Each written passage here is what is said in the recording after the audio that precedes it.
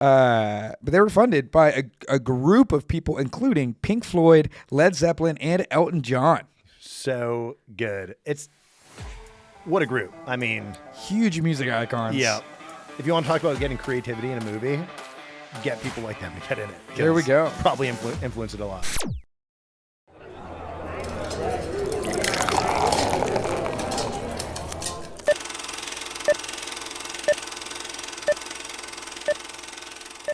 Hello, and welcome to the Midnight Matinee Project, where we talk about movies, because we love movies, we love going to the movies, and we believe that the communal experience of the movie theater is worth celebrating and worth getting people back to.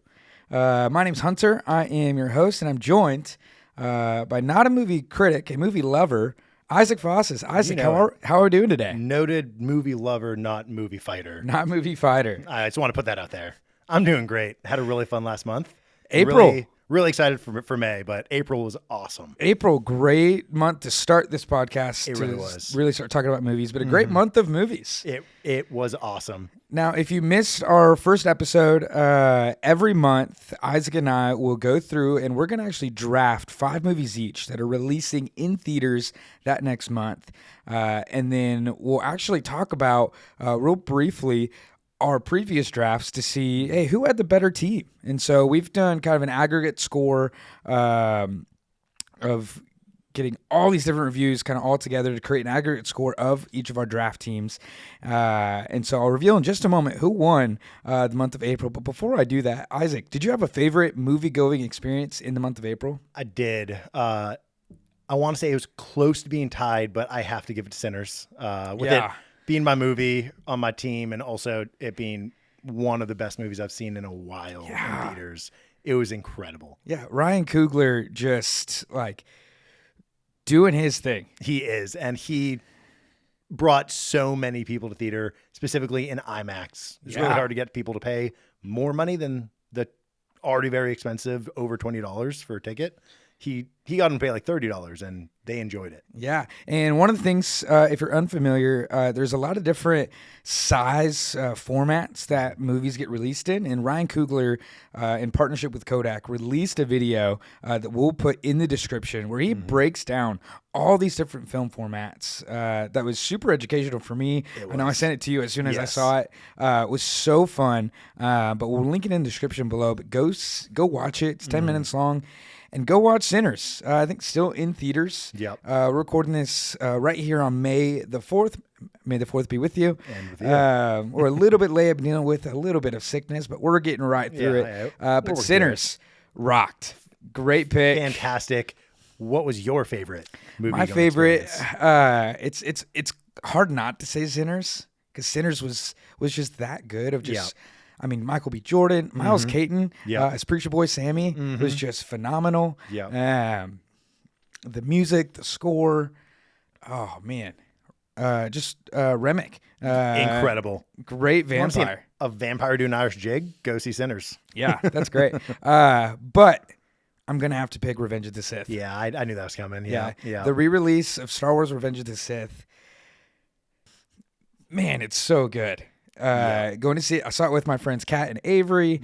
Saw it in a packed theater, and it's such an emotional movie. I love, huge Star Wars fan. But the experience of just this massive theater of people, a lot of teenagers that I saw in that movie, which was so fun. That's really cool. It was just so exciting to get to see, and so movies are back. They are back.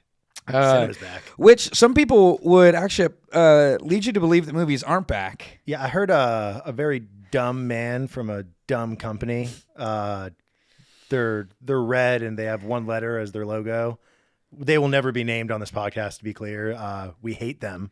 Yeah, the company that put Blockbuster out of business. Yeah, that's fair. Yeah. The CEO, he who must not be named. Co-CEO. Co-CEO. Can't even do... It takes 2 men to do that job, apparently. They're not equipped to do it themselves. Just a couple weeks ago, said that going to the movies is an outdated movie experience, and that what he and his team have come to learn is that people just want to watch movies at home. How do you feel about that, Isaac? Not true. I think the entire world proved that was not true through Sinners, Revenge of the Sith, a Minecraft movie, and so many more movies this month, and we're not even in the blockbusters yet. And it was an immediate reaction to that very not smart person. People want to go to the movies. They want to go to the movies. They want to have the movie going experience. Yeah, that company, again, this CEO said that they are saving Hollywood, and they're not. No. Real movie makers are. Yeah. Do we need to save Hollywood? Is that something we need to do? I think Hollywood's doing all right. Yeah, I think they're doing They're okay. still making movies. They're still making movies. Also, we don't need Hollywood to make movies. They help a lot. It's true. But we don't need it. We got plenty here in our hometown here in Atlanta. Exactly. Now, quick question for you. Yes. If you were to redraft your movies, we can go through this real quick. Yeah. Would you keep the same order or would you change it up a little bit? Oh, I would change my order up. Okay. For sure. So I saw 4 out of my 5. Yep. I would probably put Revenge of the Sith at the top. Yep. Followed by The Amateur. Mm-hmm. And then Luckiest Man in America. Okay. Then Warfare. Okay. And then simply because I haven't seen it yet, Legend of OG at number 5. Yep. And what about you? I would also change it up. Sinners would be definitively number 1. I'm no shade at Pride and Prejudice. Pride and Prejudice was unbelievable. I also saw 4 out of 5 movies. It was incredible. But Sinners blew me away. Yep. Seeing it in IMAX was amazing. Then I would go Freaky Tales. I am freaky obsessed with Freaky Tales. Yeah, you are. Annie, my wife, if she's listening to this, don't listen to this part. I may have already ordered the pre-release of the 4K and Blu-ray DVD, the late night edition. So it comes in a VHS set, but it's DVDs. It's very cool. Did order that. It will be shipped June 3rd. Really excited for it. Amazing. But yeah, so really excited for that. So Freak Tales would have been number 2, Pride and Prejudice number 3. Then I probably would have gone with The Accountant 2, which was really, really fun. Yeah. Ben Affleck, John Bernthal. So good together. Hard to beat. And then Drop, which is the only movie out of mine I did not see. But probably would have kept it at number 5 just because of the quality of the first 4. Yeah, come on. All right, 4 out of 5 for each of us going to see this past month. Mm-hmm. So with our drafts, we've got an aggregate score, really our midnight matinee score for each draft. And so, Isaac, your score of all 5 movies based off critics, audience reviews across a wide variety of channels, out of 100, a score of 78.3. Incredible. For Pretty 1 good. month, 5 movies. It's pretty good. Really good. And for my movies, I think some people may be misled on how they left reviews. But my team got an aggregate score right at 71.6. Yeah. Mm-hmm. So still really good. Yeah, still 5 great. movies above 70. Really good. Pretty good average. Really But good. Isaac takes the win for the first month. 1-0. But Really proud of the team. Sinners carried me. yeah, So did Pride and Prejudice. but we got a long year ahead of us. We do have a long year ahead of us. And a long career as podcasters. Absolutely. Let's rock and roll. All right, but before we get into our May picks, Yes. we've got a great month of movies again, the month of May. We have our first mailbag question from a fan. Yes. Thank you. Shout out to Caroline Bell. We want to hear from you guys. So truly, whenever you want to, send us an email about a movie you're going to see, a movie that you just saw in theaters, a movie that you love that you'd like to see in theaters again.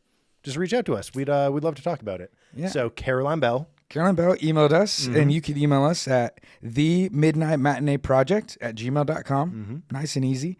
But Caroline emailed us, a fan, I believe from Atlanta, Georgia. Of course. And she asked, hey, I would love to know your thoughts on the movie 500 Days of Summer. Yep. Great movie. Fantastic movie. Love that movie. Joseph Gordon-Levitt and Jessica Day, new girl. Zoe Deschanel. Zoe Deschanel. Yep. Incredible movie. What would you have to say about it right now at this point? My thoughts are real short and sweet. Yep. Put it back in theaters. I do have a counter thought. Yeah. Put it back in theaters. That's actually the same thought. Are we sure? It sounds verbatim what I just said. You know what? So I spaced out for a Hey, second. summer's coming up. Put it back. Put it back in theaters. 500 Put it Days back of in Summer. theaters. Absolutely. Put it back in for 500 days in a row. Absolutely. Yeah. I'll go watch it. All summer days. There we go. Yeah. I'll go watch it. So if you have questions about other movies, please send them our way at themidnightmatineeproject@gmail.com. Absolutely. We'd love to hear from you. All right, Isaac, are you ready? Let's get into it. I'm excited. All right. You do. I had the first pick last month. Yep. Hunter does have the honor of the first pick this month. And it's a really, really advantageous month to have the first pick. It's a good month of movies. And as a reminder, it's any movie that is being released in theaters in the month of May. Yes. So we are not going over any streaming releases, strictly theatrical release in the month of May. Because in our opinion, the mark for good movies, it gets released in theaters. Yeah. There you go. With my first pick. Yes. I struggled a lot with this pick because there's a couple really good choices. Especially we've already seen one of these movies that came out May 2nd. But I decided to go with a trusted re-release as well, celebrating the 50th anniversary of one of the funniest movies of all time. Yep. Is the re-release of Monty Python and the Holy Grail. Yes, so good. So it's just in theaters just for a few days here at the start of the month. Actually, I believe it starts today as we're recording on May 4th, just for a few days. But this is really well received as a top comedy movie of all time. All time, yep. It's one of the most quotable. It's one of the most absurd. Yes. And we're celebrating 50 years. And so if you have not seen Monty Python and the Holy Grail, you are missing out. Go watch it in theaters this week because it's so good. If you have seen it, I don't really need to convince you much because you probably already know the genius of this movie. But if you're unfamiliar, I want to share a little bit of information about this movie that you may not know, even if you are familiar with the movie, but that may drive you to go see this movie. So Monty Python and the Holy Grail is a story of King Arthur and his search for the Holy Grail. But this is a movie created by a comedy sketch group called the Monty Python Group. So they were a British comedy sketch group way back. They started in 1969, went on in the early 70s, did sketch comedy. And if you're keeping track of the years, they started actually before SNL. So they were really kind of pioneers in this TV sketch comedy scene. But they decided they wanted to make a feature film. So they made one movie before, which really was just a collection of sketches. But this is their first full narrative movie, and they don't know what they're doing. Which makes it awesome. It's 6 guys, and so we've got Terry Gilliam, Terry Jones, Graham Chapman, John Cleese, Eric Idle, and Michael Palin. The 2 Terrys directed this, and they'd never directed a movie before. And one thing, if you're unfamiliar, when you're making a movie, it costs money. It does. And they struggled to get funding from a studio. Can you believe that? I'm shocked. There's never been a movie that has been successful that has struggled to get funding. If you don't get funding, just quit. Right? That's what I say. So the Monty Python Group actually received their funding from a very interesting combination of people that you may not know. Their total budget for the film was about £175,000. Absolutely ridiculous. Even for even 50 years ago. Adjust for inflation, whatever. That's insane. That's still probably under $1 million. Yeah. Crazy cheap, which if you watch the movie, you're like, okay, yeah, that makes sense. It checks out, yeah. But they were funded by a group of people, including Pink Floyd, Led Zeppelin, and Elton John. So good. What a group. I mean, huge music icons. Yeah. If you want to talk about getting creativity in a movie, get people like them to get in it. There we go. Probably influence it a lot. Yeah, I think they may have done it as a tax write-off, but they helped fund the movie because no studio would really fund Monty Python to go make this. You can actually see throughout the movie many different things. You're like, yeah, this is super cheap. The very opening scene, which is one of the most well-known comedy bits, was because they couldn't afford horses. Yeah, it's my favorite bit in the entire movie. Yeah. Just a bunch of coconuts going together to make the sound that a horse makes. It's perfect. It's so funny. But it's because they had really tight budget constraints. And so they shot a lot of things on location throughout really Scotland and the rest of England. And really they put together a film that really stands the test of time when it comes to comedy. Now, the ending was pretty controversial when it was released. They didn't really know what they were doing, so they didn't really know how to end it. I'm not going to spoil the ending, but go watch this movie. It's so good. The members of the Monty Python group would go on to inspire Lorne Michaels, SNL, and many of the original cast members. Many of these guys in Monty Python would go on to host SNL multiple times. And so a lot of what even we have in terms of the comedy scene, and specifically sketch comedy scene in the United States today, is thanks to the Monty Python group. Yeah. So go see this movie. A couple other real quick fun facts. So obviously when it released, was the I believe highest grossing British film. It was in the U.S. At the time. So great job, Monty Python. Tagline on the movie poster: set cinema back 900 years. And it did. And it did. And at this point, it's 950. Yeah. But wait to get 2000. But I have one fun fact that Isaac, you're going to love. I'm ready for it. There's a connection to Game of Thrones, your favorite show of all time. Let's go. So through 7 seasons. So yeah, your favorite show through 7 seasons of all time. So in Game of Thrones, if you're a fan of Game of Thrones, I know this is a movie podcast. We're going to talk about the show real quick because it's just a fun fact that I learned. When Daenerys Stormborn, Daenerys Targaryen, arrives to Meereen with the Unsullied at her back, she's got her dragons. They arrive at Meereen. Meereen sends out one lone soldier on a horse to come and challenge one champion from Daenerys. And he gets off his horse and he starts speaking in Low Valyrian. So not the High Valyrian language, but the Low Valyrian language, which was created, of course, for the show.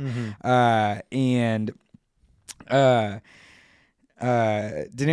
is one of Daenerys's people translate and says, hey, this is what he said, and it's something pretty offensive in the translation, but that translation is not accurate. Oh, that's so good. Okay, what are we working with? So this is confirmed by the guy who actually created all the languages, the head linguist on Game of Thrones, that this guy who is shouting out a challenge to Daenerys and her army is quoting Monty Python and the Holy Grail, and specifically quoting the insulting Frenchman, who of course says, "Oh my gosh, your mother was a hamster and your father smelt of elderberries." And that is official canon in Game of Thrones. In Game of Thrones. So it's reason to believe that Monty Python, King Arthur, and the Holy Grail exist in the world of in the universe of Game of Thrones. Yeah, they've seen the movie. That's incredible. I mean, when you set cinema back 900 years, it's you're gonna get to Game of Thrones times. That is amazing. There you go. Wow. So releasing in theaters May 4th. Yes. Just for a few days, but go see this movie. It's so funny. Yes. Go see it with friends. That's my first pick for May 2025. It's really the only pick you could have made. It's so good. And very if any of the movies that we talk about today after this live up to Monty Python and the Holy Grail, I'd be shocked because it would be an all-time classic. Yep, there we go. Also, just a quick question: Monty Python and the Holy Grail. When does Indiana Jones come in? Is that like the second? I don't want to spoil. I don't want to spoil the movie for anybody. Okay, sweet. Just wanted to make sure he's obviously in there. Yeah. So, Monty Python. I figured you would go with that for the first pick. My first pick. I'm really excited about. Yeah. I want to create a little anticipation with this one. Okay. I'm first going to give a Hollywood combo. So this movie that I'm picking with my first pick is SNL meets Ari Aster. Ari Aster, the director of Hereditary and Midsommar. I'm not really sure how to pronounce it. Yeah, you got it. Florence Pugh. It's incredible. Really, really scary movies. Just horrifying movies. Combines SNL and that, which is one of the most unique combinations I've ever seen. Really goes into the absurdity, and it is, of course, Friendship, starring Tim Robinson and Paul Rudd. Yeah. I'm so excited for it. It might be the funniest movie of the year, and this is just my guess. When you put, and we just said Monty Python and the Holy Grail is coming out. Release date 2025. Funniest new movie of the year. Funniest new movie of the year. It is going to be so fun. A little details about it now that you know what it might be about, SNL meets Ari Aster. Yeah, it's not come a on. horror movie, but it definitely goes into the insanity of male friendship. Brought to you by A24. We love A24 here. Yep. Very big fans. Big fans. Anything that they put out, I'll probably go see. It is having a limited release on May 9th with a wide release on May 23rd. Mm-hmm. So go see it both if you can. The tagline is men shouldn't have friends. True. Obviously, no men should have friends. Be alone like a normal person. Yeah, you and I aren't friends. We're podcast colleagues. Obviously, and that's where it ends. The blurb is pretty short. A suburban dad falls hard for his charismatic new neighbor. Knowing Tim Robinson, if you know Tim Robinson and Paul Rudd, obviously Tim Robinson's playing the suburban dad. Paul Rudd is playing the charismatic neighbor. It is directed by Andrew DeYoung. He previously has directed Would It Kill You to Laugh and the TV show Dave featuring Lil Dicky. He directed multiple episodes of that. So a lot of familiarity with humor and comedy. He wrote this movie while he's writing it. He wrote it specifically for Tim Robinson. The only way that he could make this movie, he said, was if Tim Robinson is the lead in it. Like all the other people could have been figured out. Yeah. But the only person that could pull this kind of absurd humor off is Tim Robinson. If you haven't seen I Think You Should Leave, you should. It is on a streaming service that we don't like. Yeah, it doesn't matter. We're not going to name it, but yeah, if you come around on it. Yeah, we're talking a lot of TV shows. I know this is it's connections to movies. Yeah, it's all good. He wrote it for Tim Robinson in mind, specifically because of the absurd humor he can pull off. Yeah, that nobody else can. There is nobody like Tim Robinson. Like he is the most unique and specific actor I can think of. Yeah, a former writer on SNL. Yes. Obviously, I Think You Should Leave. The Detroiters. Yes, so good. Lots of great Luck comedy. Yeah, lots of great comedy. Yeah. So obviously I've said starring Tim Robinson, Paul Rudd. Yep. It also has actors Kate Mara, Jack Dylan Grazer, and Rick Worthy, among many others. Yeah. I've already given the Hollywood combo a few more reasons to see this movie. Two quotes that Andrew DeYoung gave in an interview. Yeah, let's hear him. He had the goal of, quote, capture the awkwardness and emotional stakes of adult male friendship, end quote. Wow. It's a very fascinating concept. So then he went on to say, I was digging into what traditional masculinity looks like, which is often corrosive. What's a new version where guys have a wider spectrum of emotions and things they can enjoy? So at the heart of this, it does seem like it's trying to tackle some larger issues through the power of comedy and humor. Yeah. And again, want to emphasize absurdity because I don't want someone to think that this is going to be a normal comedy and then walk into the theater and want to leave 3 seconds in because Tim Robinson's not a normal comedian. Yeah. So it's tackling heavy topics through absurd comedy. When Andrew DeYoung sent the script to Tim Robinson, he said he wanted to shoot it like a Paul Thomas Anderson movie. Okay. I don't see Tim Robinson and Paul Thomas Anderson going together, but it's a combo that I've always wanted to see now that I know it exists. Right. So I will be seated opening night. Okay, come on. A lot of improv in this movie. One of my favorite points I want to tell from production. It is a scene in the movie, so I'm not going to give any context. Also, I've never seen the movie. I just know this story from on set. There's a point where Tim Robinson in the script is supposed to awkwardly apologize to Paul Rudd. Tim Robinson obviously is not going to do that. He sneaks a bar of soap into the set, and then as he's supposed to apologize to Paul Rudd, instead of that, he just takes the bar of soap out. Nobody knows that he has it, and just shoves the entire thing into his mouth. If you want just a small taste of soap in your mouth of what this movie's going to be like, please know that going in, it is going to be incredible. It sounds like his level of commitment to absurd humor raised the stakes for everyone on set.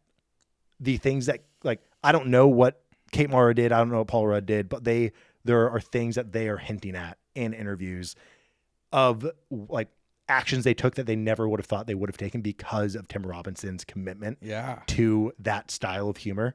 It made everybody buy in. And it just seems like they really hit the tone of the movie really, really well. So I'm really excited for that. And then my final thing I have for you. Yeah, what do you got? I think you should leave. A lot of TV show stuff we have going on, but I know we have a lot of people who listen to the show love I Think You Should Leave. So I wanted to give them a little taste of some rhymes with some iconic lines. Great. Which was a rhyme I did not plan right there. Yeah, great. Come on. So I'll start right now.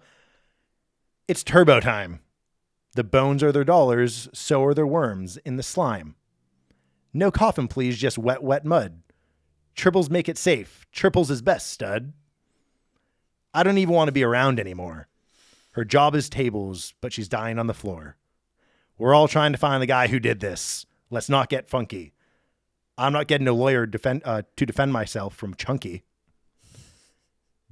Didn't you know you're driving with the driving crooner?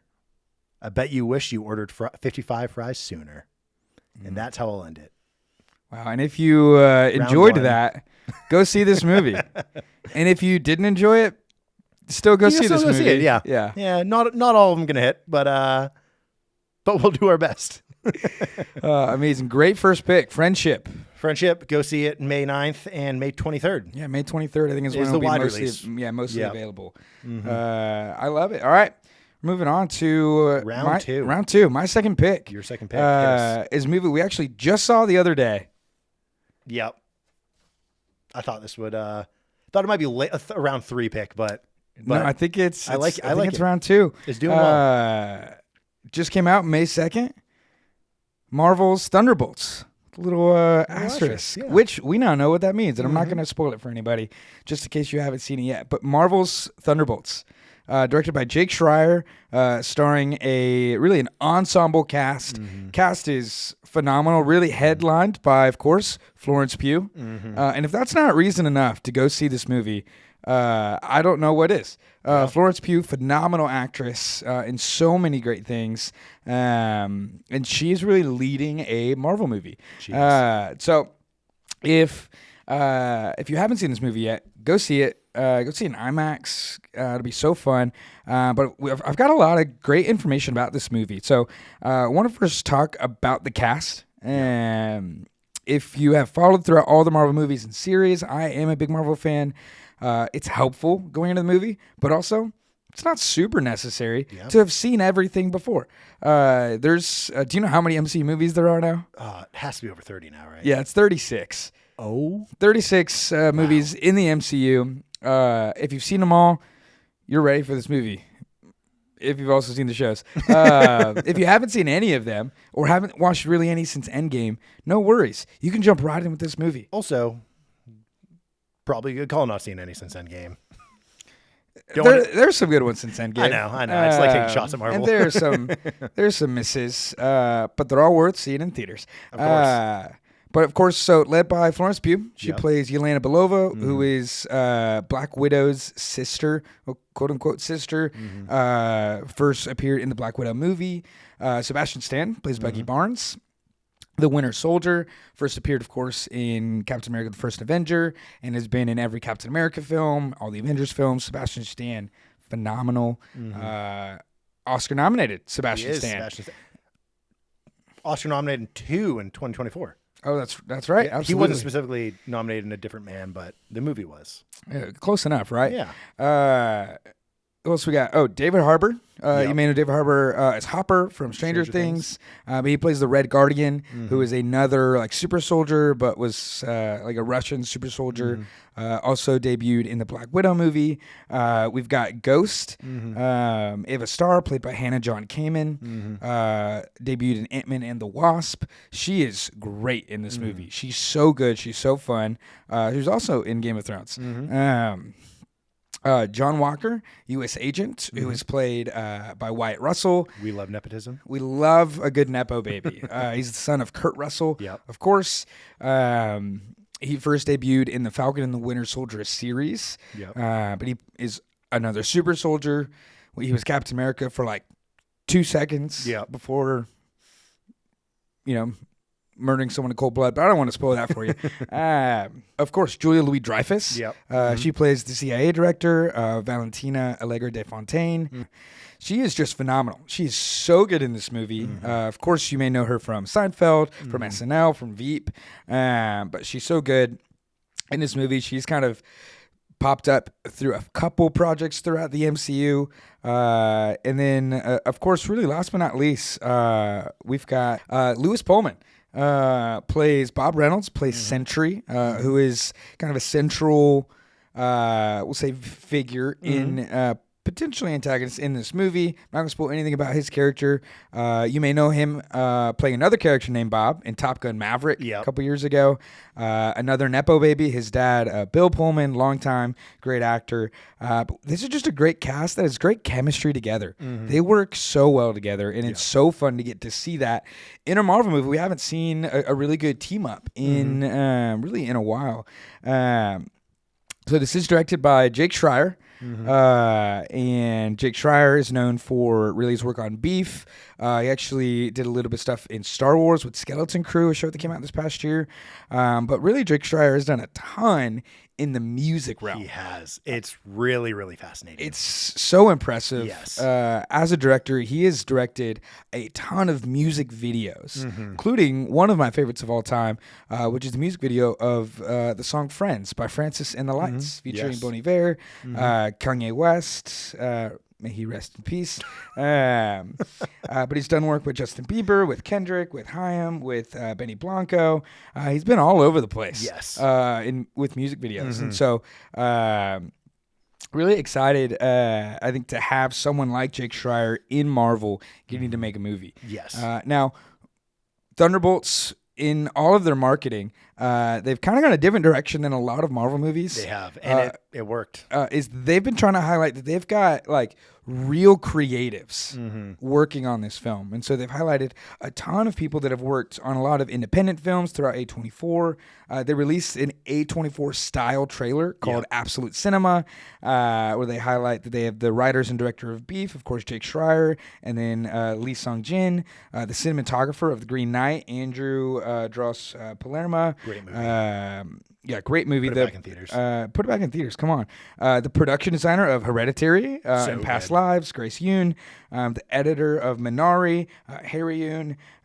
The composers, the great band that did the score for Everything Everywhere All at Once, Son Lux. Incredible. Just some great people who've worked on a lot of really high quality creative projects that are coming to work on this movie. Yeah. Now, if you are a fan of Marvel, or even if you're not a fan of Marvel, but the last few years you've been like, man, Marvel's kind of fallen off a little bit, and maybe they've been doing too much. You're right. And actually, a few years ago, Kevin Feige and Bob Iger, who a few years ago came back as the head of Disney, they actually decided a few years ago during the writers and the actor strikes that they would start scaling back how much Marvel content they were putting out there, because they were putting out a ton of movies and shows all at once. They were spread too thin. I saw reports this past week that even like Kevin Feige was spread way too thin, where no one could actually get a hold of him. And by the time like questions or feedback like actually made its way from Kevin Feige, it was too late to make any changes. So they decided a few years ago to scale everything back and to focus more on quality over quantity. And Thunderbolts is the first project to come out of that scale back. And you and I have already seen this. There's a difference. We can tell a difference in this compared to a lot of the other movies and products that have come out of Marvel over the last few years. And so it's so good.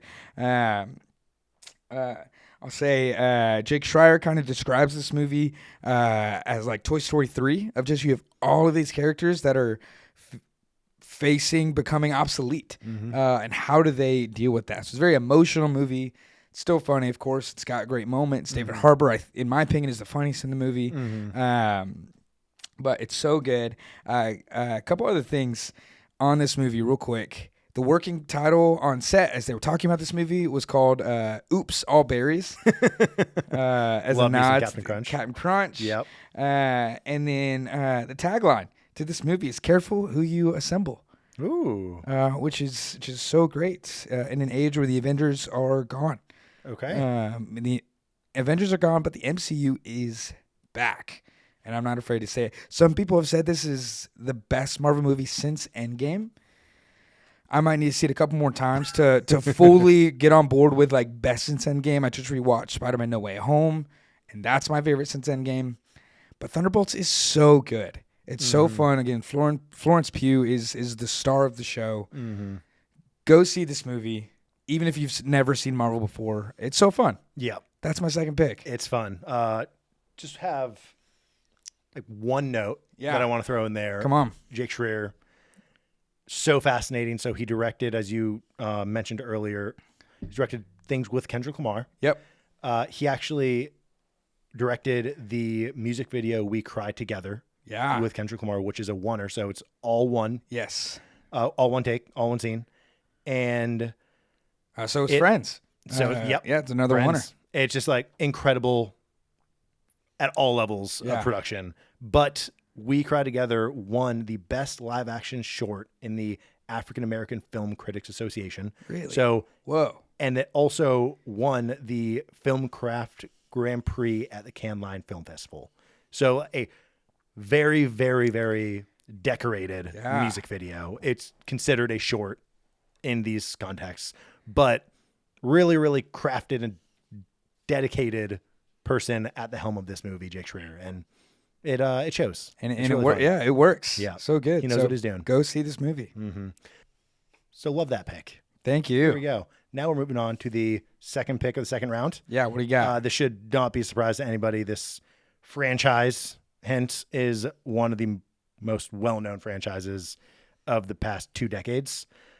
It's, of course, Mission Impossible, The Final Reckoning. The Final Reckoning. Tom Cruise sells itself. Yep. This needs no help from me selling this movie, but I'll do my best anyways. Yeah. So comes out May 23rd. Yep. It is brought to you by Skydance Media, TC Productions, New Republic Pictures, and Paramount Pictures. The tagline, every choice, every mission has all led to this. I haven't seen any of the Mission Impossibles. I think I actually have only seen one. So I don't know if this tagline is quite true, because to me, it wouldn't have led to all of this. As someone who is currently going through a full rewatch of the series, it holds up. It's true. Okay, nice. I like it. Every decision has led to this. And there's some wild decisions. Oh, yeah.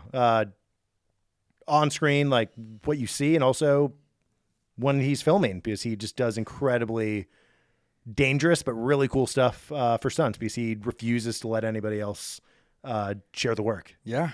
And I respect it. I respect it. So a little information on this movie, a little background.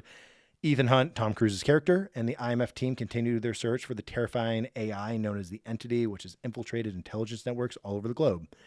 With the world's governments and a mysterious ghost from Ethan's past on their trail, joined by new allies and armed with the means to shut the Entity down for good, Hunt is in a race against time to prevent the world as we know it from changing forever. Stakes are high, as they always are in Mission Impossible. It sounds impossible. It's not Mission Possible. It's Mission Impossible. And they always are possible, it seems like. But never seems impossible. You almost quoted one of the movies right there. Really? Yeah, but I won't spoil it for you. Okay, I like it. Yeah, I'll dig into the franchise post this episode.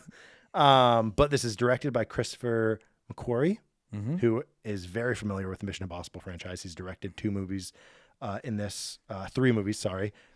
Mission Impossible, Dead Reckoning, Fallout, and Rogue Nation. He also directed Jack Reacher. Yep. So he's all over action. He knows what he's doing there, and he's very familiar with Tom Cruise. And this movie is just going to be a continuous evolvement of the franchise. Like, it's going to be awesome. It's going to be great. Tom Cruise is one of the most respected people in Hollywood for making movies, and there's a reason why.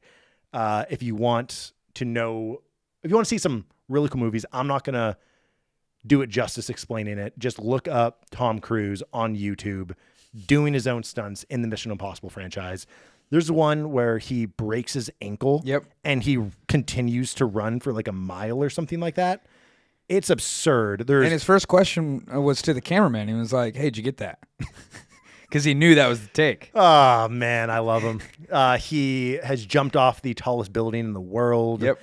He, in this movie and in another movie, hangs off the side of a flying aircraft Someone would call it an airplane. Yeah, that some would call it an airplane, and they would be right.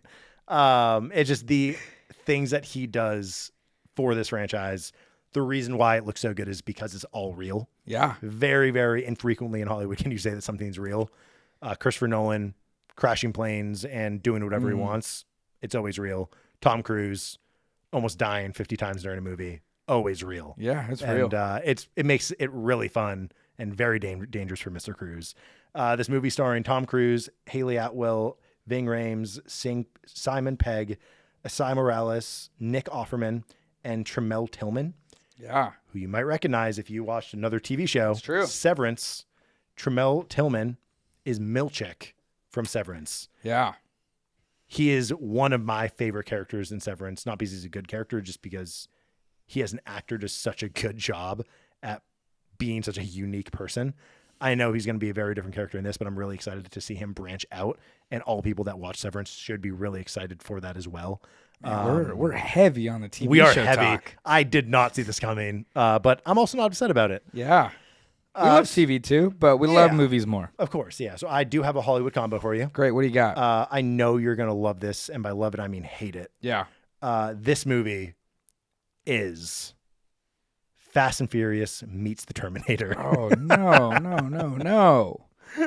This movie is every single movie in the Mission Impossible franchise clears every movie in the Fast and Furious franchise by miles. Absolutely. And as a person that has seen very few of both of them, I don't disagree with you.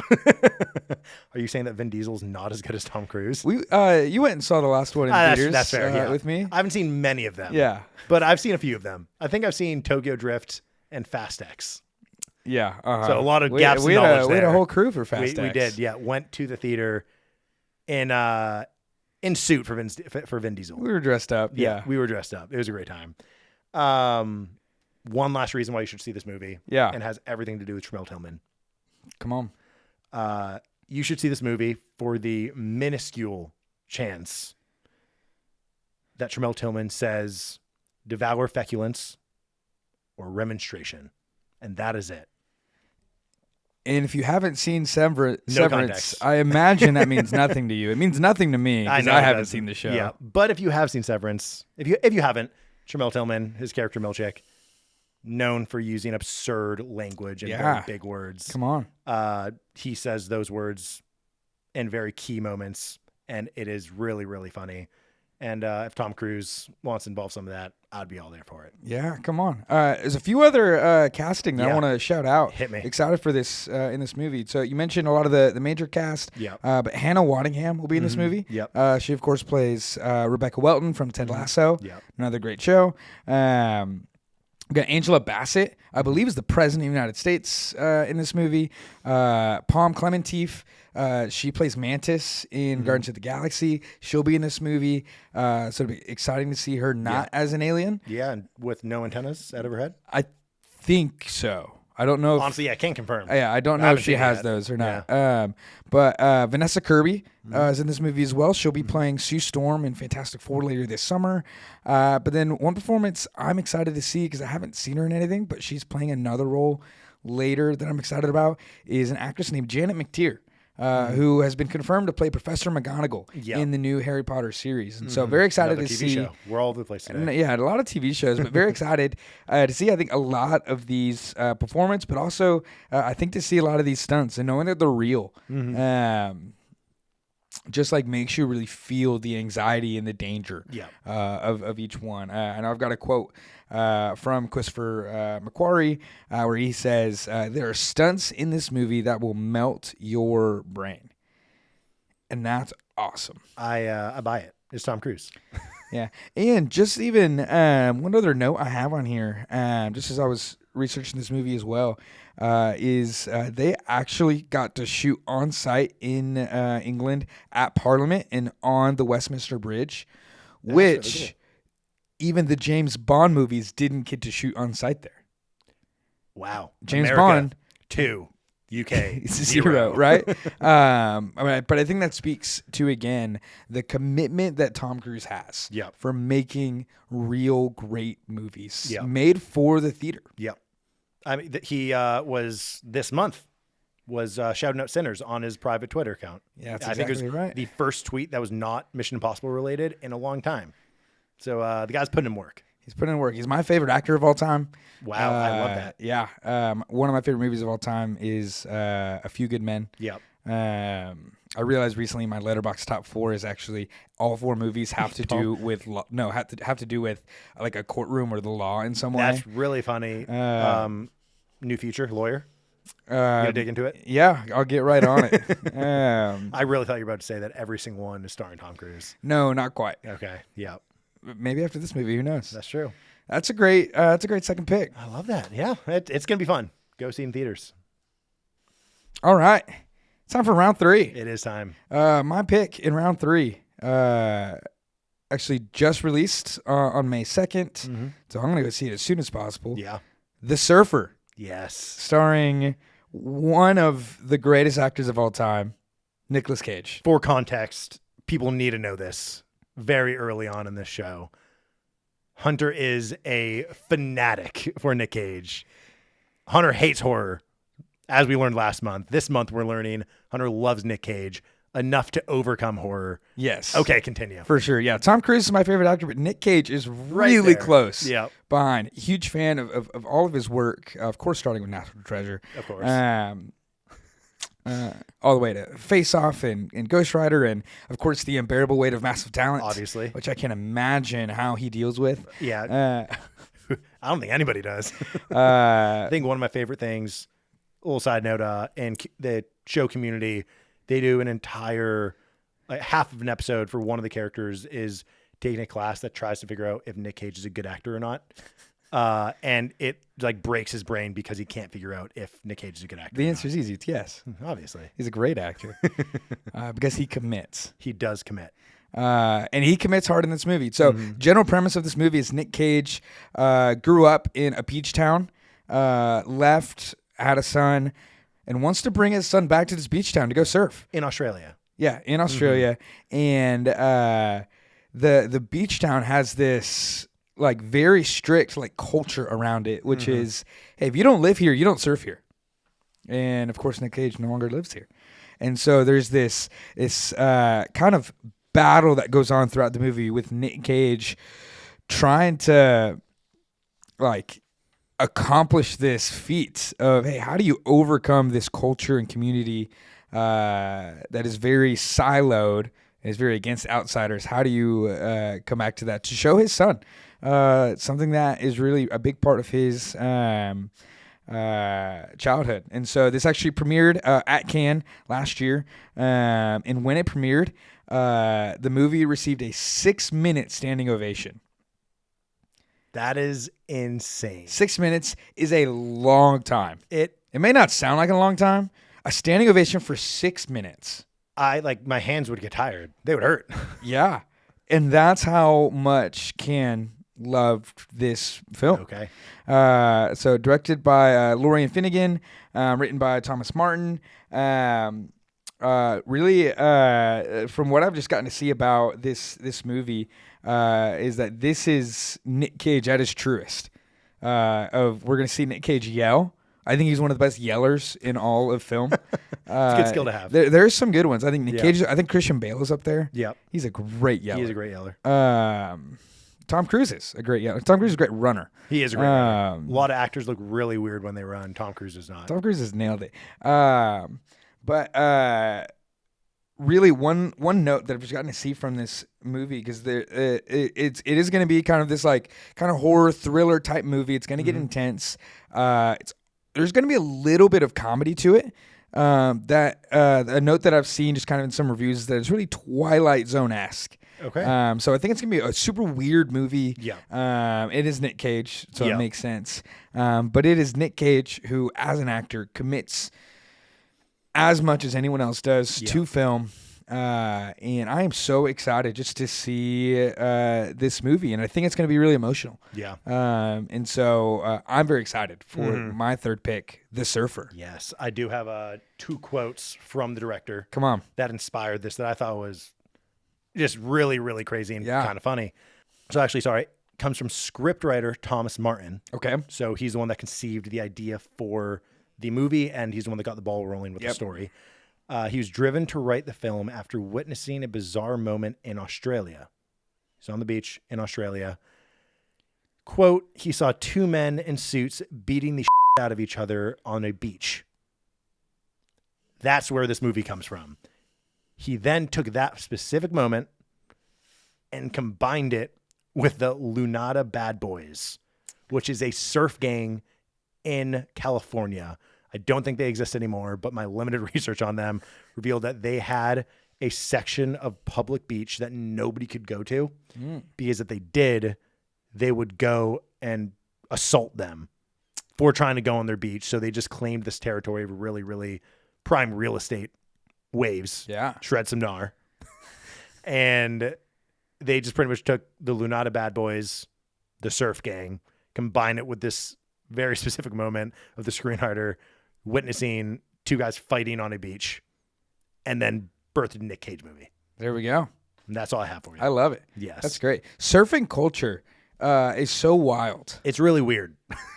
They don't feel like real people sometimes. And this is coming from someone who I would give anything to be a surfer.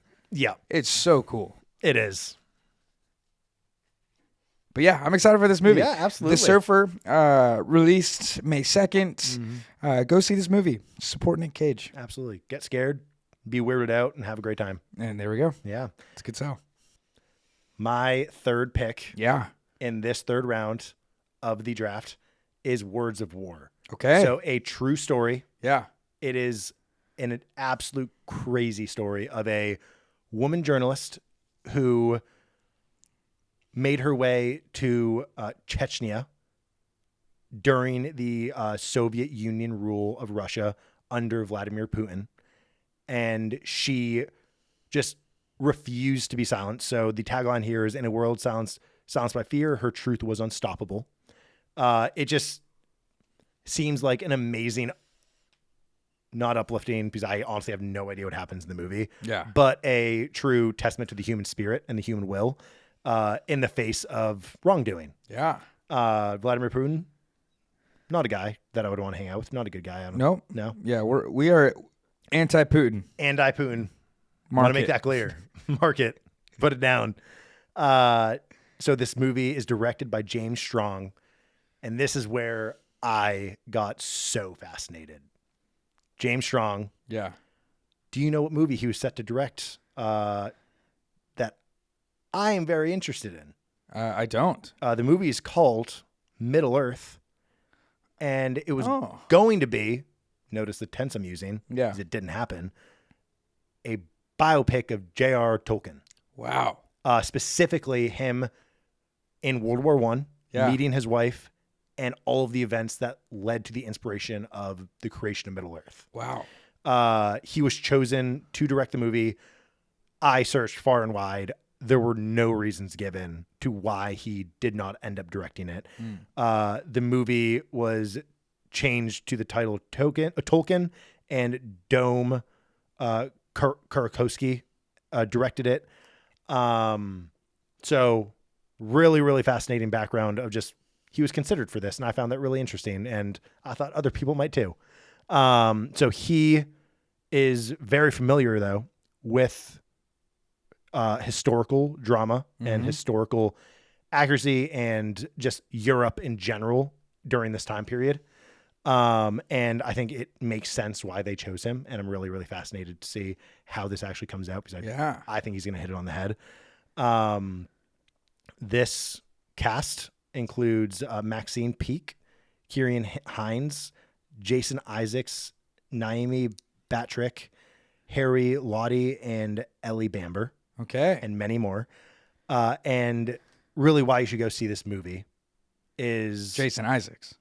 obviously who's in more than one movie this month. He's in quite a bit. Yeah. Of course, if you're unfamiliar, he's the only actor I'm familiar with on that list. He played Lucius Malfoy. Yeah. In the Harry Potter series.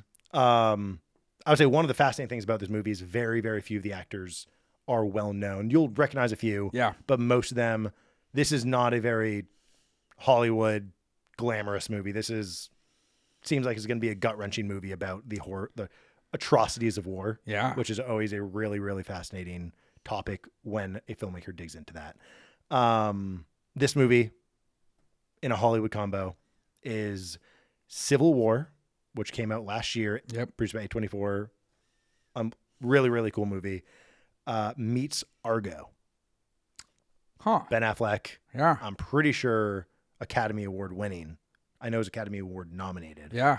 So it's Civil War meets Argo. Okay. That's why you should go see it. All right. It sounds fast. It sounds so interesting. Mm-hmm. Yeah. Not really a heart warmer. No. But if you want to feel uplifted by the strength of one person trying to do the right thing, it could warm your heart. Could warm your heart. Words of war. Words of War. Well, that can get hard to say. Say it a lot fast. Say it 5 times fast. Words of War, Words of War, Words of War. Yeah, no. Oh, you were close. Words of War, Words of War, Words of War, Words of War, Words of War. Sounds like saying Reservoir. Yeah, no, yeah. Go see the movie Reservoir. Reservoir Dogs. Yes. Not re-releasing, I promise. Not yet. I hope so, though. All right, great. Third pick. Go see it. Words of War. All right, we're heading into round 4. Man, I'm so excited for my round 4 pick. We've got a remake of a movie. One of my favorite movies as a child. Of course, by Disney. Originally animated. Now we've got we'll put quote unquote live action because there's still so many things that are animated in it, CGI. Yeah. But Lilo and Stitch. Yeah. It's coming out this month, May Really 23rd. exciting. So excited! Coming out alongside Mission Impossible. Yeah. I don't know if there's a Barbenheimer type. I think with Lilo and Stitch and Mission Impossible. But you have not seen this movie. I have never seen Lilo and Stitch. I feel like I'm doing it wrong if I see the first time I've seen it live action. So I probably will see the animated this month. You should. Highly recommend. Because it probably is going to be a better overall movie. Not a better overall movie watching experience, because it'll be better seen in the theaters. Correct. But I'm assuming the original. The original is so good. Was so successful for Disney. Yeah. It resulted in a couple sequels, TV shows, like super successful. Stitch was one of my favorite characters growing up as a kid. When I would go to Disney as a kid, oh man, if I saw Stitch, I would lose my mind. But just a great story, great characters, really a great story just about family. Yeah. So, of course, it takes place in Hawaii, and the central theme is the idea of family, or ohana. Ohana means family, and family means nobody gets left behind or forgotten. That is the central theme of this movie, and it really brings in this thing that we see in many stories of, the family that you're given versus the family that you found. Yeah. And we see that in so many different stories, but Stitch comes and finds this new family. Yeah. And Stitch is, if you're unfamiliar, Stitch is alien's not the right word. He's a science experiment from space. There's basically a bunch of experiments to create all these different monsters. He's experiment 626. So there's a lot of them. And he escapes, gets to Earth, and he is a monster, kind of. He brings chaos. But this little girl, Lilo, finds him, and there's this really sweet story with the ugly duckling as a little story shown in there, and it's just such a sweet, fun story. Yeah. And so, one thing I didn't really think about in our last pod, if you're listening and you've got kids, this is the movie to go see. Yeah. Go see Lilo and Stitch. It's gonna be fun, sweet family movie. One fun fact that I didn't know until I started researching this movie a little bit. So the original director, Chris Sanders, also voiced Stitch in the original movie. That's really fun. Which is so fun. Yeah. Now Chris Sanders worked for Disney, voiced Stitch. Ended up having later on some disagreements with Disney, and so guess where he went? DreamWorks. DreamWorks. Yes. Yeah. Where DreamWorks SKG. Yeah. Where anyone who works for Disney and then has beef with Disney, they always end up going to DreamWorks. Yeah. Which is great for DreamWorks. Yeah. So Chris Sanders, responsible for How to Train Your Dragon. Yep. And The Wild Robot. Okay. So great work at DreamWorks. But he is back not to direct the film, but to still voice Stitch. Which I think is so cool. That even in the midst of maybe some beef and disagreements with Disney, Disney asked him to still come back and voice Stitch. Hannah Waddingham, who I've mentioned before, from Ted Lasso, if you know her, she'll be voicing a character in this movie. She'll be voicing the Grand Councilwoman. But this movie just looks so good, so fun. There's a ton of posters. One of the taglines is "Nobody wished for this," which is true. It's tough to always think about a live action remake and think like, hey, how is this going to be? Is it going to be shot for shot? Why do we need this? But overall, I think it's going to be still just a fun story, and a really heartwarming story focused on Ohana family. Yeah. So I'm going to go see this movie, and I'm very, very excited for it. May 23rd, Lilo and Stitch. Absolutely. So what you're saying is this movie also is like the Fast and Furious. Because it's like family. Exactly. Yeah. When I think family, I think I will give you that one. You can take that. But not Mission Impossible? No, not at all. Okay. You know what? Fair. Yeah. I have one fun fact for you on this one. Yeah, come on. Do you know what the original Lilo and Stitch was pitched as?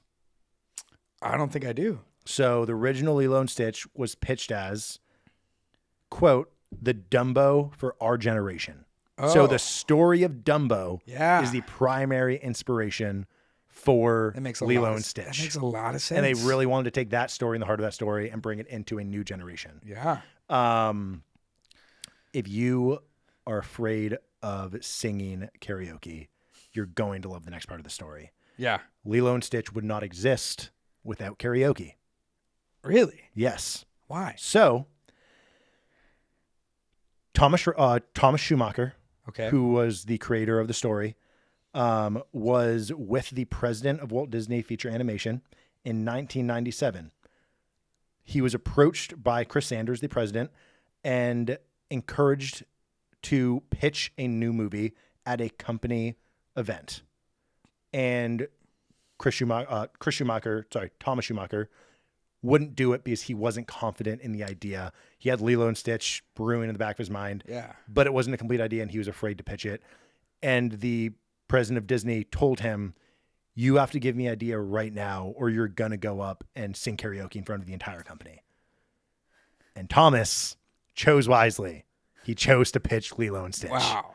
And that was the first time it was brought out. That's awesome. Yeah. So thank you, karaoke. Wow. The threat of karaoke. The threat of karaoke. Gave us Lilo and Stitch. Yes. My favorite Disney movie growing up. Wow. I love that. Yeah. Let's go. I'm excited to see it. Yeah. Come on. Mm-hmm. All right. Well, great pick. Thank you. I love that. I'm excited to see it. I know I'll be seeing it in theaters and hopefully I'll be seeing the original at home. Yeah. There we go. All right.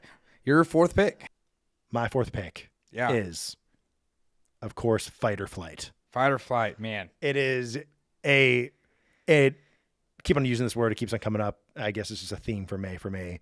An absurd action movie. Yeah. It is crazy. So it looks wild. Josh Hartnett. Yep. Incredible actor. Recently in Trap. Yep. He plays a mercenary on a plane with a bunch of other mercenaries that are hired to kill him. So it's just him on a plane fighting a bunch of other mercenaries trying to stay alive.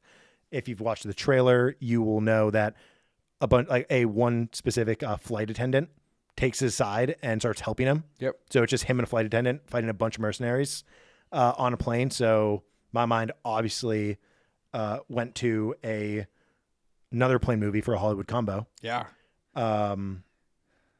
Snakes on a Plane. Of course. Meets Bullet Train. Yeah, honestly, yeah. That makes a lot of sense. There's no snakes in this movie that I know of, but Could be. You never know. They come when you least expect them. Yeah. It's Snakes on a Plane meets Bullet Train. It also is Jason Bourne on a plane. Yeah. It just looks insane. There's going to be a lot of fighting, a lot of blood. If you like action, you'll like this. Yeah. It looks absurd. Yeah. But also just looks so fun. Yeah, absolutely. Yeah, I think Bullet Train is a good kind of connection to it. Mm-hmm. Yeah, and it is a feature film debut from our director. So our director is James Madigan. Yep. He ran the visual effects for Iron Man 2. Yep.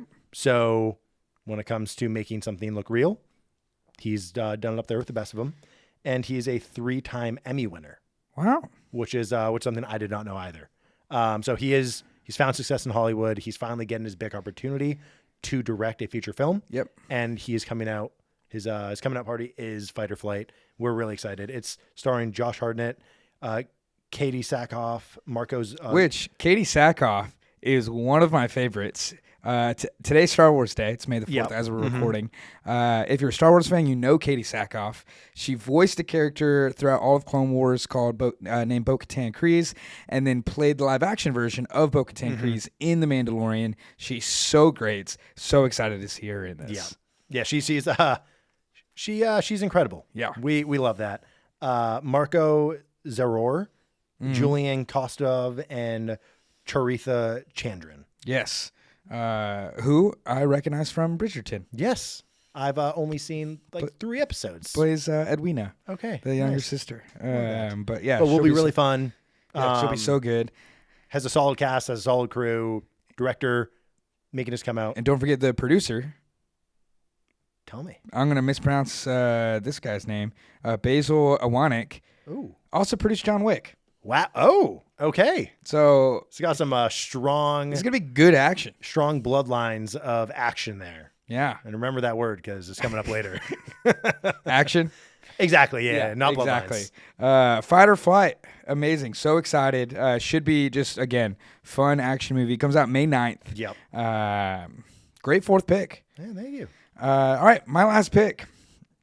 So excited for this. We had a slight debate on the release schedule here, but I will say, as my defense of this movie falling to the 5th round, I had it as a June movie. I do now agree that it is a May movie. Limited release May 30th. The poster itself says May 30th. Sneaks in. Yep. This is a steal in the 5th round.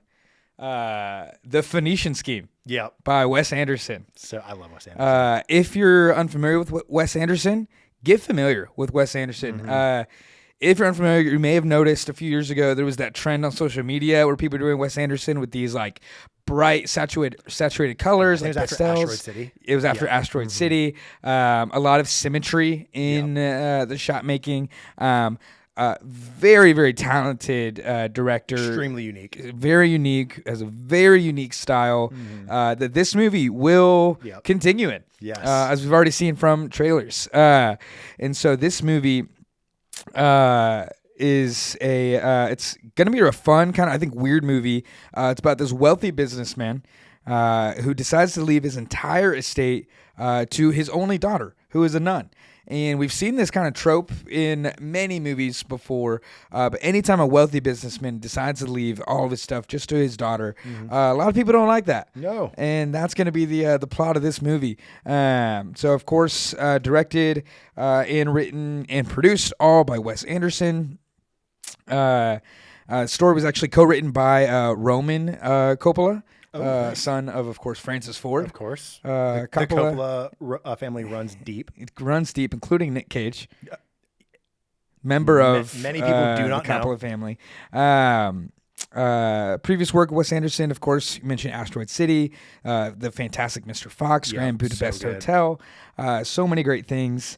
All right, the cast. Yes. The cast is stacked. Wes Anderson, as always, he's a director that so many actors want to go work for. So it stars Benicio del Toro. You may know him from The Usual Suspects. If you're unfamiliar with Benicio del Toro, but you're a nerd like me, you may know him as the Codebreaker from The Last Jedi. Yeah. Star Wars The Last Jedi, Episode 8. Or Sicario. The Denis Villeneuve. Don't know how to say his name still. Yeah. So I'm sorry for the disrespect. I love him. But yeah, from the great movie Sicario. Yeah, absolutely. So he'll be starring in this movie. Mia Threepleton. We've got Michael Cera. You may know from Superbad, from Juno. Of course, Arrested Development. We got Riz Ahmed. We've got Tom Hanks, if you're familiar. Of course, from Freaky Tales. Yeah. Yeah, well known for that role. Yeah. Bryan Cranston.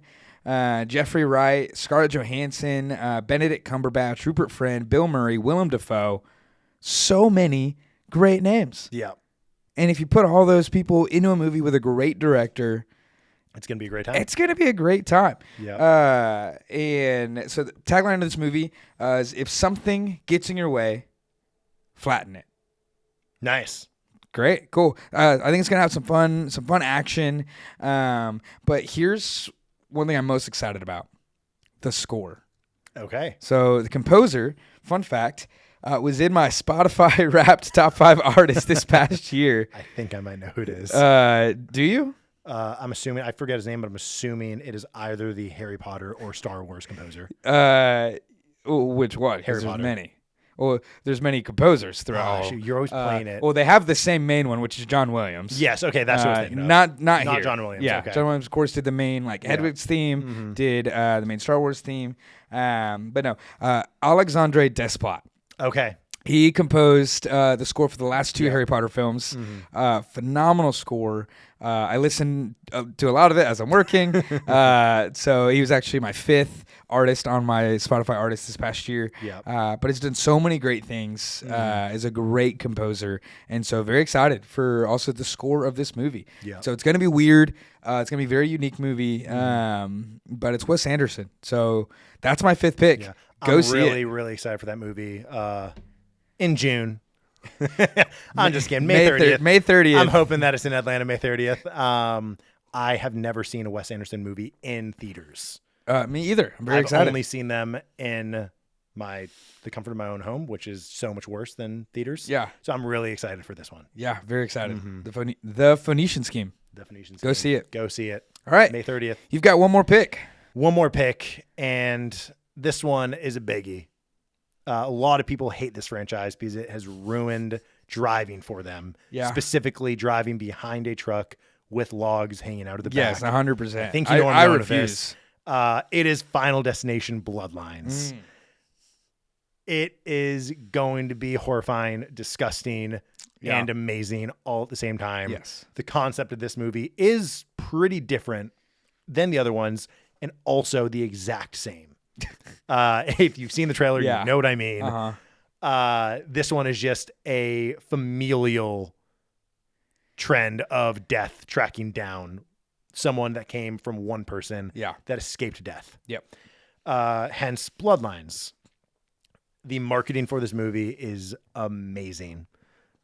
Before I saw the trailer for this movie, all I knew about this movie was individual full scenes of people being killed. Yeah. By just freaks of nature, as they always do with Final Destination. The way that they build the tension of showing 20 different objects that can kill you. Yes. And then pulling them all together in a way that you, like when you see all the objects, like, oh, this is going to happen. And every time it is never what you think is going to happen. Right. And it's just so creative every time. Yep. Does it make me feel good? No, but some great movies make me feel horrible, and it's okay. I love it still. Yeah. This movie, you're probably not gonna leave feeling happy, but you're gonna leave feeling amazed. And it's gonna have a lot of creativity. It's gonna be a lot of fun following along and hoping that not all these people die. A lot of them will. But now for some more concrete details. Yeah, what do you got? It is releasing May 16th, so middle of May. Go see this movie. Tagline, no notes, death runs in the family. Yes, it does. It's kind of a funny tagline. Yeah. Not going to lie. Not going to repeat my efforts on drop with this one. This is a horror movie. Not going to call it funny. I learned my lesson. We have directors Adam B. Stein and Zach Lipovsky. They often work together. They both co-directed Kim Possible, which you would not Big fan. Connect these two movies. Great work. You might say that they have range. Yeah. They also co-directed Freaks, starring Emile Hirsch. Okay. So that you might recognize them from a lot of different places that you would not expect when you go see a Final Destination movie. We can wrap things up with the cast. So we have Caitlin Santa Juana, Teo Briones, Richard Harmon, Owen Patrick Joyner, Anna Lore, and many more. This is just going to freak you out and make you not want to leave your house or apartment ever again after you see this movie in the best way possible. Go see it. Yeah, go see it. You won't see me there, but I recommend go see it. I'm gonna tell you, I got tickets to the Phoenician Scheme early showing on May 16th, and you're gonna walk into Final Destination. There's no way. And the only tip off is gonna be you're gonna think it's the movie until every single character is not centered on screen. You're right. Yeah, and then you're gonna be like, oh, this is obviously not Wes Anderson. I know what this is. Yeah. Well, great pick. To kind of recap our teams. So with my team, I've got number 1, Monty Python and the Holy Grail, the 50th anniversary re-release. My second pick, of course, being Marvel's Thunderbolts. Yes. My third pick, of course, being The Surfer, starring Nicolas Cage. Fourth pick, Lilo and Stitch, ending with Wes Anderson's The Phoenician Scheme. Yes. And really jealous of your 5th round. I feel pretty good about my pick of movies. I'm going to make sure I pay close attention to the limited release to make sure that I know what month these movies are coming out. You don't miss one, yeah. Yeah, that was a miss on my end. My team, starting with Friendship, Tim Robinson, Paul Rudd. Mm-hmm. Everybody should go see this movie because it's going to be hilarious. It's going to be amazing. Yeah. I guarantee it. Enjoy it or your money back. Not from me, but from someone else. My second pick. My second pick is Mission Impossible: The Final Reckoning. Yep. Tom Cruise. This is going to be a blockbuster hit, and I really hope it's good. So it's a successful hit in critics and audience. So I won this month. My third pick is Words of War. I'm really excited about this movie because of movies that have come before it, like Civil War. Yeah. I think it's going to have a similar vibe, but put it in a true story of it's following war through the lens of a journalist. Yeah. And that's really, really fascinating, of someone that's willing to put their life at risk to tell the story of what's going on in a war zone. Yeah. Of their safety is far from guaranteed, and they are at risk of dying at every moment, especially when you were going to be hunted down by the Russian Soviet Union government, including Vladimir Putin. Seems very dangerous, and I'm really excited to see the story. Yeah, let's go. My fourth pick was, of course, Fight or Flight, Josh Hartnett, after Trap, Absurd action film. It's just going to be awesome. Just give me snakes on a plane and replace the snakes with mercenaries. There you go. It's going to be awesome. And Get these mother effing mercenaries off my... Whoa. That slipped out. Man, this guy, censor button all the time. Bleep that out. And then to wrap things up, we have Final Destination, Bloodlines, Death Runs in the Family. Yeah. And I can't wait for it.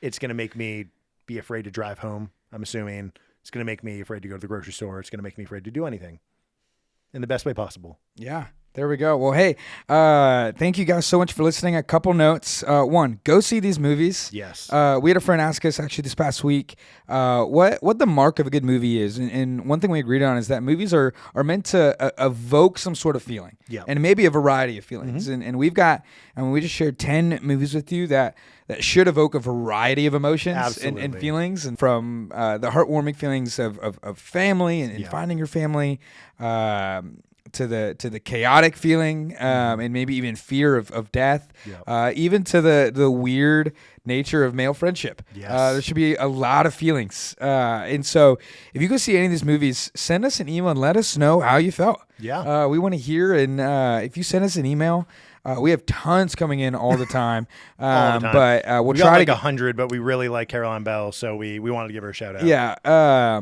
But if we like yours enough, we'll shout it out on the next episode of the pod. But if you're listening on Spotify, please like the pod, leave a review, leave a comment, subscribe to our podcast. Yes, we would appreciate it. Follow us on Instagram. The Midnight Matinee Project. Mm-hmm. We'll post clips from this podcast, but also other just fun things, just as we talk about movies. We'll post on there. If you're listening on YouTube, subscribe on YouTube, like the video as well, leave a comment. It'll help us out. And really, again, our goal is we just want to encourage you to go back to the movies. Yes. If you go to the movies, our job's done.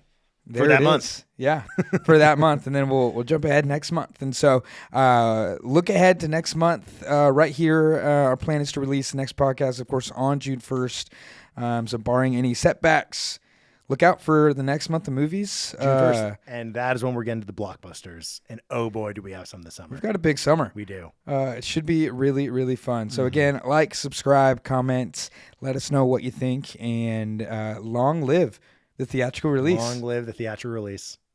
See you next time. Cheers.